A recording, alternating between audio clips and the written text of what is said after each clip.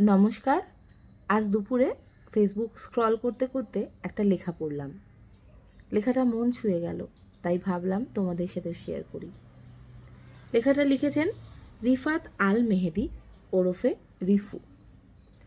আমরা সারা জীবন একটা তারপরের জন্য অপেক্ষা করি।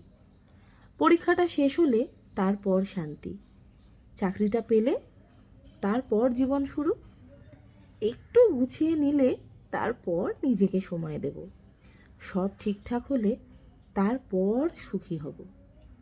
এই তারপর একটা দিগন্ত রেখার মতো, যত এগোই ততই পিছিয়ে যায়। আমরা ভাবি একটা নির্দিষ্ট বিন্দুতে পৌঁছালেই জীবনটা পুরোপুরি শুরু হবে, আর তখনই আমরা নিঃশ্বাস নিতে পারবো। কিন্তু জীবনটা আসলে সেই অপেক্ষার ফাঁকেই ঘটে যায়।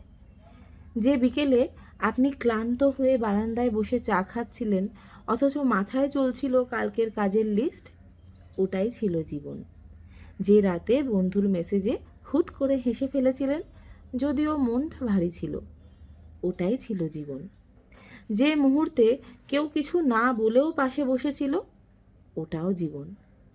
আমরা ভাবি জীবনের বড় দৃশ্যগুলো, সাফল্য, অর্জন, নিশ্চিতি, এসবই আসল।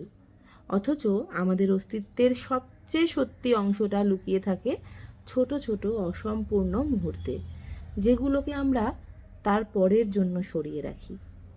একদিন টের পাই যে তারপরের জন্য আমরা দৌড়চ্ছিলাম সেটা কখনো আসেনি, এসেছে অন্য কিছু, নতুন ব্যস্ততা, নতুন দুশ্চিন্তা, নতুন তারপর। আর ততদিনে সেই ছোট ছোট মুহূর্তগুলো, যেগুলো আসলেই আমাদের ছিল, ফুরিয়ে গেছে। জীবনটা কোনো গন্তব্য নয় যেখানে পৌঁছলেই শুরু হবে। এটা সেই পথ যেটার উপর দিয়ে হাঁটতে হাঁটতে আমরা ভাবি আরেকটু পরে শুরু হবে। কি অদ্ভুত সুন্দর না লেখাটা! আমার পড়ে সত্যি খুব ভালো লেগেছে, তাই শেয়ার করলাম। কেমন লাগলো জানাবেন। আর লেখকের প্রতি আমার সত্যি মন থেকে অনেক শ্রদ্ধা, এত সুন্দর করে আপনি লিখেছেন। Thank you so much.